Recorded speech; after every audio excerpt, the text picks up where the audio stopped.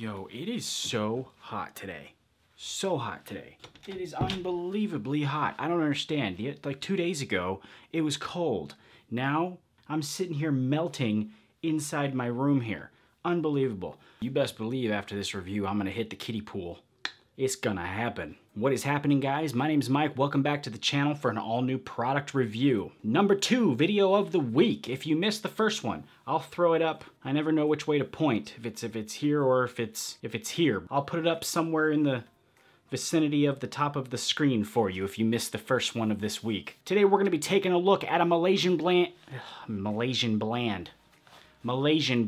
Yeah, we're gonna be taking a look at a Malaysian blend. We're gonna be taking a look at a Malaysian brand called the Splendour. I've actually seen quite a few reviews on both of their products, and I don't know about you guys, but I've seen some conflicting information regarding one of their products. I'm talking about the Crystallatum. I actually read one review that listed it as a water-soluble or water-based pomade, and then another one that listed it as an oil-based. Which one is it? Is it both? We'll figure it out. Let's get started. Today we're going to be looking at 2 products from the Splendour pomade line, the Buttergrease and Crystallatum.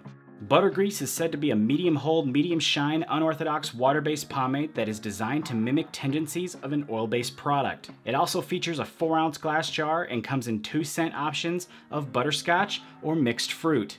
Looking inside the jar, we can see this product is both thick and creamy. It does have a buttery feel to it, but I also feel some slight grit to it as I break it down in the hand. The before mentioned confusion actually lies within the Crystallatum. This product is a medium hold, medium shine, petroleum-based pomade that the brewer tells me is still water soluble. It also features a 4-ounce glass jar and also comes in 2 scent options of tobacco or bubblegum. Looking inside the jar, we can see this product does have some things relating to an oil-based pomade and some that are different. The big difference is the appearance of fibers inside the breakdown that we don't normally see with a product of this type. Looking at the ingredients for the Buttergrease, there are quite a few ingredients in there that we're used to seeing with unorthodox water-based pomades, and then one that kind of sets it apart. We got the usual players here like water, waxes, shea butter, oils, emulsifying wax, etc. But then down here towards the bottom, we got petroleum. So in essence, this is really kind of a hybrid between an oil base and a water base. Has this been done before? Absolutely, but it's definitely a breath of fresh air when it comes to water-based products. The other product offered by this line definitely does have some differences though as far as ingredients. My gut's telling me that I'm probably saying this wrong. I'm not sure if it's Crystallatum, Crystallatum. I think I'm gonna have to ponder this for a while. Looking at the ingredients list on this guy right here, the first ingredient is petroleum. So that would normally indicate to me that it's an oil-based pomade. However, it does have some additional things that lead me to think it's also somewhat of a hybrid. It doesn't actually contain any water though, so it's definitely not, to me at least, an unorthodox water base, but it does have emulsifying wax and some PEG 40 hydrogenated castor oil, some of those things that we are used to seeing with water-based pomades. So it's got like everything but the water. Let's keep this thing rolling. We got a style with both of these, starting with the Buttergrease. Scooping this product out is actually very easy, and dare I say, like butter.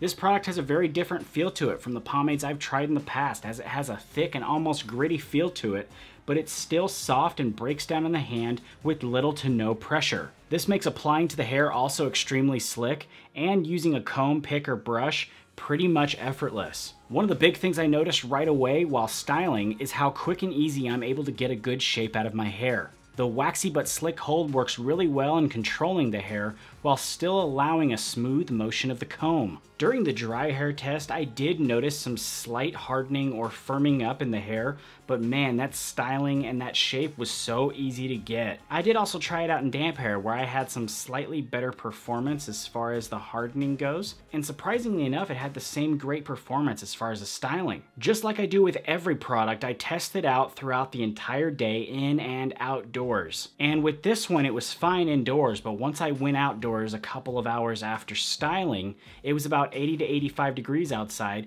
and it actually started to lose quite a bit of the shape. It didn't fully fall down, but I noticed a lot of it had started to melt and start to fall down. Moving on to the Crystallatum.